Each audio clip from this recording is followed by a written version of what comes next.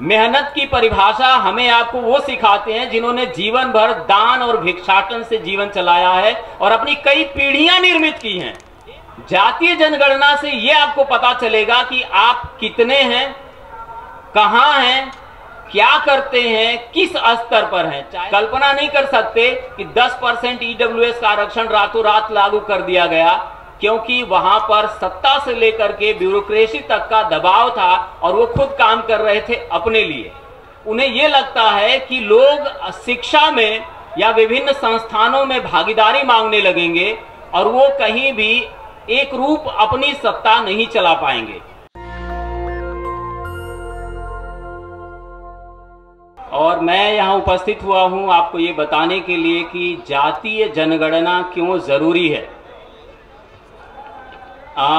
ये विषय ऐसा है कि बाहर जब आप इस पर चर्चा सुनेंगे तो इसमें ढेर सारे विरोधाभास आपको सुनाई दिखाई देंगे और उसमें ये कहते हुए मिलेंगे लोग कि जातीय जनगणना से देश बटेगा, झगड़े होंगे और बहुत सारी ऐसी बातें जो पहले आपने कभी नहीं सुनी होगी।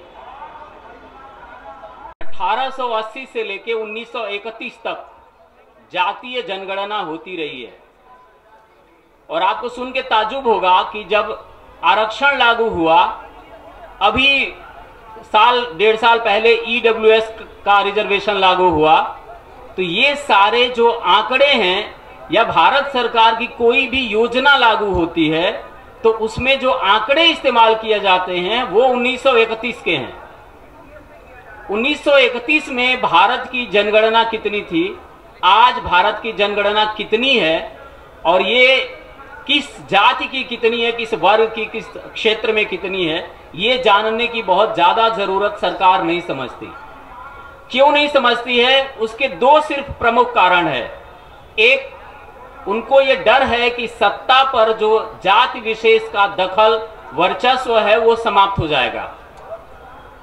दूसरा, उन्हें ये लगता है कि लोग शिक्षा में या विभिन्न संस्थानों में भागीदारी मांगने लगेंगे और वो कहीं भी एक रूप अपनी सत्ता नहीं चला पाएंगे। ये दो मुख्य चीजें हैं।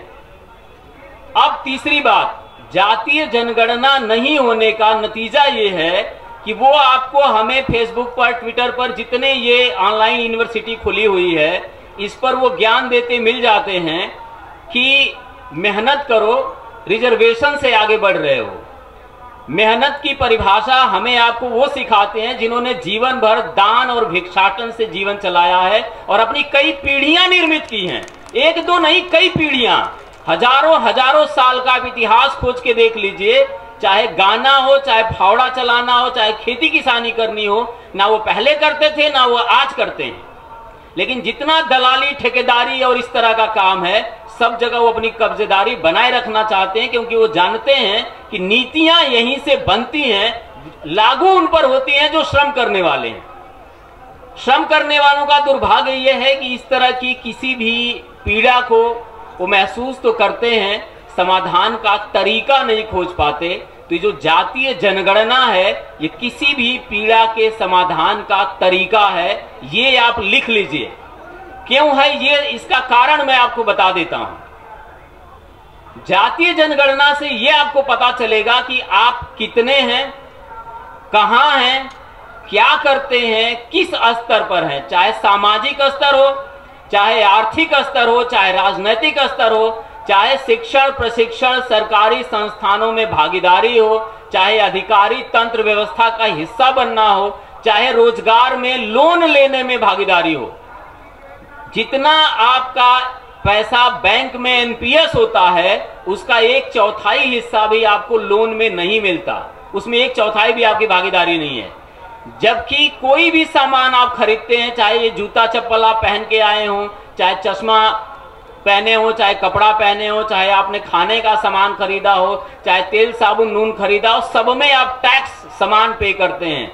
ये कोई जरूरी नहीं है कि जो सर्विस करता है वही टैक्स पे करता है, ऐसे आप सोचते हैं तो ये गलत है।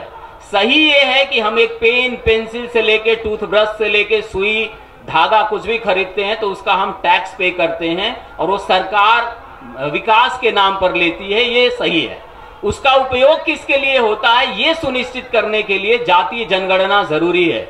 इससे आपको पता चलेगा कि उसका उपयोग कितना आपके स्वयं के विकास पर होता है। चाहे छात्रवृत्ति हो, अभी आप देखिए राजीव गांधी फेलोशिप मिलती थी, सरकार ने बंद करवा दिया।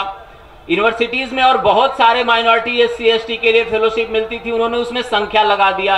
उन्होंने कहा 100 एडमिशन लेते हैं, हम ऊपर से 5 को देंगे। वो कह रहे हैं छात्रवृत्ति तो जारी है, बंद नहीं हुई है, लेकिन वो दे रहे हैं सिर्फ 5 को, वो 95 को नहीं दे रहे हैं, लेकिन वो कह रहे हैं कि हम दे रहे हैं।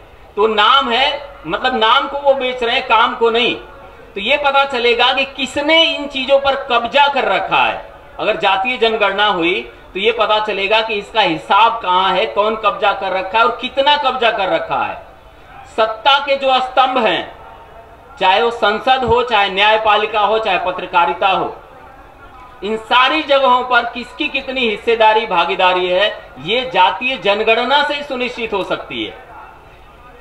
सत्ता का हस्तांतरण होगा, इसके लिए प्रेरणा मिलेगी। अगर जातीय जनगणना होती है तो आप ये बता सकते हैं कि हम कितना हैं और हमें कितना सीट दोगे तो हम तुम्हारी पार्टी, तुम्हारे संगठन, तुम्हारे राजनीतिक दल को सपोर्ट करेंगे, नहीं दोगे तो नहीं करेंगे। ये मांगने का जो अधिकार है वो नहीं, ये भागीदारी मिलने की जो प्रक्रिया अपने आप शुरू होगी वो तभी संभव है। और ये समझ लीजिए कि ये सुनामी है।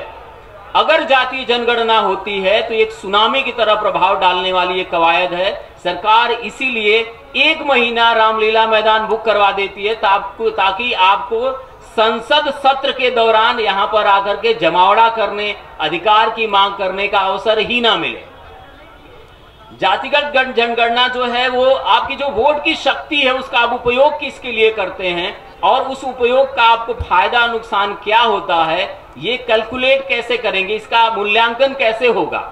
तो ये जो कार्यपालिका है, विधायिका है या जो अन्य स्तंभ है सत्ता के, उन माध्यमों से आप कर सकते हैं। आप देख सकते हैं कि आपकी भागीदारी को किस तरीके से कौन कहां किन किन स्तरों पर रोक रहा है। अब इसमें क्या है, जो अभी थोड़ी देर पहले बात हो रही थी कि पंजाब में एक 17.5% के आसपास का आरक्षण खाली पड़ा है। कल्पना नहीं कर सकते कि 10% EWS का आरक्षण रातों रात लागू कर दिया गया, क्योंकि वहां पर सत्ता से लेकर के ब्यूरोक्रेसी तक का दबाव था और वो खुद काम कर रहे थे अपने लिए। यहां क्या है, हम दलों के लिए काम करते हैं, अपने लिए काम नहीं करते। ये जातीय जनगणना से सुनिश्चित होगा कि आप कितनी संख्या में हैं और अपने लिए आपको क्या क्या काम करने की जरूरत है। इसमें जो एक प्रचार का सबसे बड़ा तंत्र है जिसको हम मीडिया कहते हैं, उसके हमारे जो मेंटर है वो नारद मीडिया कहते हैं, क्योंकि नारद जी का काम था गलत सूचना को सही और सही सूचना को गलत, और इधर की बात उधर और उधर की बात इधर ला करके उसका इस्तेमाल करना। मैं शब्द प्रयोग कर रहा हूं, इस्तेमाल करना। ये कला जो है वो जानते हैं हम, आप इस कला में बहुत माहिर नहीं हैं, लेकिन जातीय जनगणना से जो सांगठनिक एकता है, जो जातीय बिखराव है, वो उसमें एकजुटता, एकरूपता आएगी, मुद्दे में समानता आएगी, समस्याओं का जो संघर्ष है उसमें एकरूपता, एक साथ जुड़ाव बनेगा। अब देखिए ये जो क्यों नहीं कराई जा रही है, अब आप ये देख लीजिए कि गाय की, बाघ की, इमारत की, पुतलों की, धर्म, भाषा, जल, जमीन, आपके घर में टोटी कितनी है, इन सारी चीजों की जनगणना होती है, सिर्फ जाति की जनगणना नहीं होती है। अगर ये सवाल पूछने जाते हैं या आप किसी को बोलते हैं इस बारे में, तो सारे लोग अपनी अपनी बातों को लेकर के इकट्ठे होते हैं और कहते हैं ये ऐसे नहीं, वो वैसे नहीं, क्योंकि वो जानते हैं कि ऐसा हो गया। अगर जातीय जनगणना हुई तो सबसे जो पहली मांग उठेगी, जो हमारे संविधान की उद्देशिका है, ये समानुपाती, आनुपातिक प्रतिनिधित्व की मांग उठेगी कि आप अनुपात में प्रतिनिधित्व दीजिए तो हम आपके साथ खड़े होने की बात सोचेंगे। जो योजनाएं सरकार बनाती है उनका सही गठन होगा और वितरण होगा, इसका ये दूसरा है। तीसरा ये है कि जो वित्तीय नीतियां बनती हैं, जो बजट सरकार अलॉट करती है, उसका पता चलेगा। आपको सुन के अच्छा नहीं लगेगा कि दिल्ली विश्वविद्यालय के मैं कॉलेज में पढ़ाता हूं और एक 2 3 महीने तक वेतन नहीं मिल रहा है। अगर ये काम किसी स्टेट में हो रहा होता तो ये सरकार उन पर पिल पड़ती और कहती कि इस शिक्षा को बर्बाद करने पर तुले हुए हैं। 4 महीने वेतन ना दे करके दिल्ली विश्वविद्यालय में लोग शिक्षा को आबाद कर रहे हैं। कारण क्या है, ये जानते हैं कि ऐसा करने से गवर्नमेंट शिक्षा संस्थान बंद होंगे और जो इनकी अपनी निजी दुकानें हैं वो बढ़ेंगी। ये दुकानों को बढ़ाने की कवायद है, ये हमें सीखना जानना होगा। किस श्रेणी में और किस वर्ग में कहां हमारा कितना प्रतिनिधित्व है, ये जातीय जनगणना से निकलेगा और उससे हम एकजुट होंगे, सोचेंगे हमें करना क्या चाहिए। जैसे आप कहीं भी किसी भी पार्टी संगठन में हैं तो आपकी संख्या कितनी है ये आपको पता चलेगा और आप लोगों पर दबाव बना सकेंगे। देखिए, पार्टियां बहुत सी हैं, संगठन बहुत से हैं, लेकिन उन्हीं पार्टियों को जो नई बन रही हैं या जो पुरानी है उस पर लोग कब्जा कर ले रहे हैं। बहुत सारे संगठनों पार्टियों को लोगों ने खत्म कर दिया। जो विचार माननीय कांशीराम साहब ने स्थापित किया था सालों लड़के, आप जानते हैं अब जैसे तैसे उपचुप करके जिंदा है। और वैसे संगठनों को शक्ति मिलेगी, ताकत मिलेगी तब जब जातीय जनगणना होगी और लोग इस बात को समझ पाएंगे कि हमारी भागीदारी, हमारा सहयोग कौन कर सकता है, कहां से हम अपनी लड़ाई लड़ सकते हैं। इस तरह की चीजों को आगे लाने के लिए और इस तरह के बंद दरवाजों को खोलने के लिए जातीय जनगणना एक बहुत बड़ा हथौड़ा है, सुनामी है। आप सबके सहयोग और उसमें भागीदारी से ही ये संभव है। आपने हमें समय दिया, आप सबका बहुत बहुत धन्यवाद। नेशनल दस्तक की आपसे गुजारिश है कि अगर इसको बचाना चाहते हैं तो नेशनल दस्तक को सब्सक्राइब करने के लिए रेड कलर के सब्सक्राइब बटन को दबाएं, फिर बेल आइकन की घंटी दबाएं। नेशनल दस्तक को बचाने के लिए बहुत जरूरी है कि हर खबर को शेयर करें, लाइक करें, कमेंट जरूर करें।